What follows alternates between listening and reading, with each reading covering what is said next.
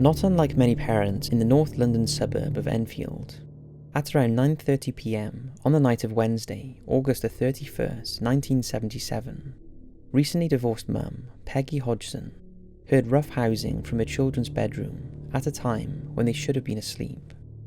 She went upstairs to tell them to settle down and go to bed. Peggy had 4 children, 13-year-old Margaret, 11-year-old Janet, 7-year-old Billy, and John, who was 10 years old, but only home during holidays as he was in a special boarding school. But what Peggy found when she entered her children's bedroom was nothing ordinary. Her 2 girls were huddled in the corner with terrified looks on their faces. They said Bill's bed was wobbling and their chest of drawers was moving, trying to trap them in the room. Before she had time to respond, she saw the chest move. She moved it back, but it moved. As she tried to move it again, it wouldn't budge. Then she began to hear loud knocking sounds that echoed through the house. Terrified, the family ran to the neighbours, Vic and Peggy Nottingham, for help. Vic came to the home and couldn't find the cause of the strange noises that seemed to follow him as he looked around the house. So they decided to call the police.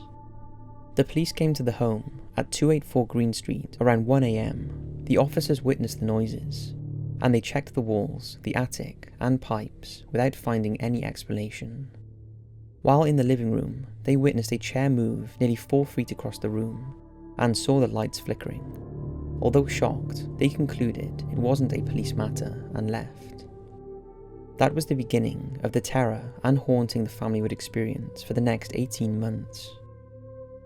During that time, there were more than over 2,000 separate reports of paranormal activity at the Enfield home, with more than 30 witnesses, including neighbours, psychic researchers and journalists. Their home became known as the House of Strange Happenings, and it's one of the UK's most terrifying haunted house stories. On August the 4th, in search of help, Peggy decided to call the Daily Mirror to come and investigate the supernatural occurrences. When the Daily Mirror learned that the police had witnessed activity, the credible witness prompted them to send photographer Graham Morris. Morris came and initially saw nothing, but as he was ready to leave, he was in the kitchen and the children entered the room. As young Janet entered, objects started flying around the room. Morris was hit in the head by a Lego brick, hard enough to leave a lump. He witnessed the children's marbles flying in the air and reported that when they fell, they just dropped without rolling and were hot to the touch. Morris set up a camera in the girls' bedroom, and it was time to take a photo every 15 seconds. That evening, a stark image of Janet hovering in the middle of the bedroom was captured and soon published as evidence across the UK. The Daily Mirror contacted the Society for Physical Research, who put them in contact with investigator Maurice Grosse. Grosse first visited the home on September the 5th, and 3 days later, he witnessed a loud, unexplained crash and determined the claims that the family had been making to be genuine. He observed the chaos and believed the family were in a crisis. He became somewhat of a fixture in the home for the next 18 months, and he was joined by the investigation by poltergeist expert Guy Playfair. The incidents continued to escalate, and strange bangs and knocking sounds persisted. Council officials, clergymen, and others visited, but none of these determined the phenomena. Starting in December of 1977, Janet began experiencing violent trances, and claims soon spread that she would levitate and was being used by a poltergeist, while the strange bangs and knocking sounds persisted. Although her lips did not move, sounds such as whistles and dog barks seemed to be coming from her. As time went on, these sounds developed into a gruff masculine voice. Grosse determined it was a poltergeist, so he tried to develop a connection with it by encouraging it to speak to him. The abuse and often obscene voice supposedly came to be that of 72-year-old Bill Wilkens, who had died in the house years before. Tape recordings were made of the creepy voice describing his death and how he had gone blind, had a hemorrhage and fell asleep in a chair in the corner downstairs room where he had died. The spirit of Bill would sing nursery rhymes and talk through Janet for hours at a time. It claimed to be living in the house and sleeping in Janet's bed. Wilkins' son confirmed his father had died under the circumstances Janet had described. Grosse diligently investigated and documented, and during his time, he recorded more than 180 hours of tapes. Meanwhile, for Janet, being used as a conduit for a long dead man seemed to be taking its toll. Grosse was very concerned about what was happening to Janet and her suffering. Janet's trances became more violent, and her mother allegedly once had to intervene, when during one disturbing episode, Janet wrapped herself in a curtain, and the fabric tangled around her throat during a levitation. Janet said that she had been unaware that she went into trances until she was shown the photographs and tapes. To eliminate the possibility that Janet was herself faking the voice, Grosse taped up Janet's mouth and another time filled her mouth with water. A microphone was placed in the back of her head and picked up a sound louder than her normal voice. A speech therapist analysed the phenomenon and was unable to say where the sound was coming from nor how it was sustained.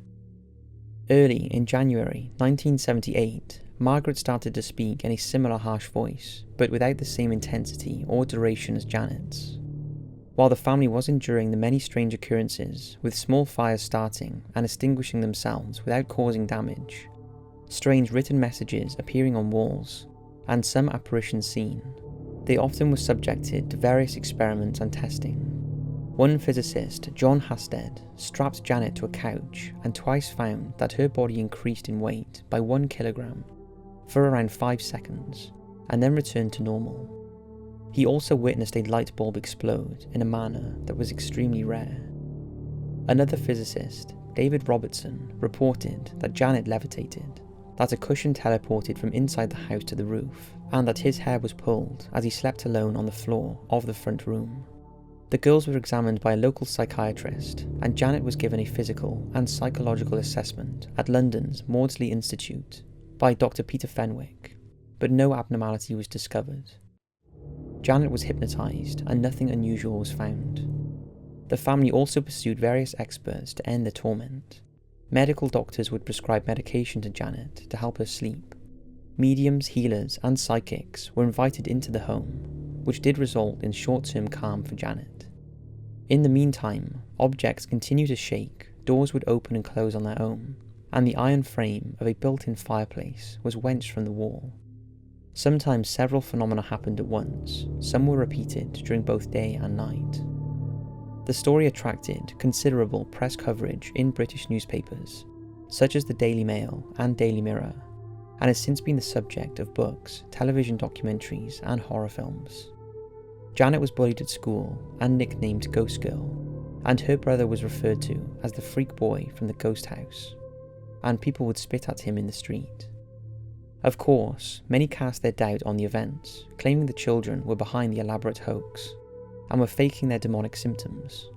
Professional skeptics continue to criticise the Enfield investigation.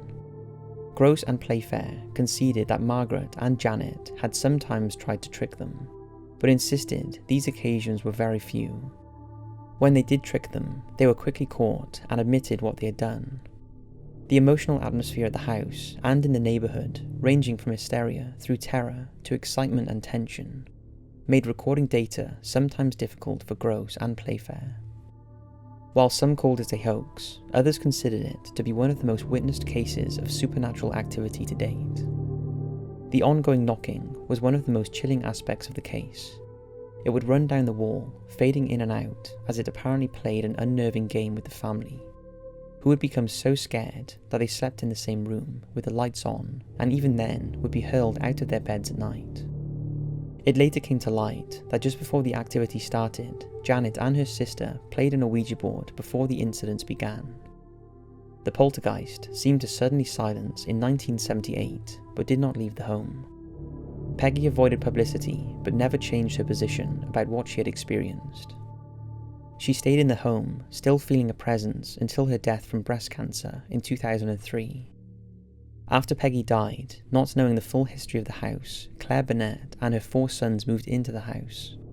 Claire said she felt uncomfortable, but didn't see anything. Her sons would apparently wake to the sound of voices after 2 months, and when one of her sons saw a man come into his room, they moved out the next day. Despite the lack of activity at the end of the 18 months, the Enfield poltergeist still has a very disturbing presence. I hope you've enjoyed this video on the Enfield Poltergeist, and are loving all of these creepy October videos. Thanks for watching, and I'll see you right back here soon for another one.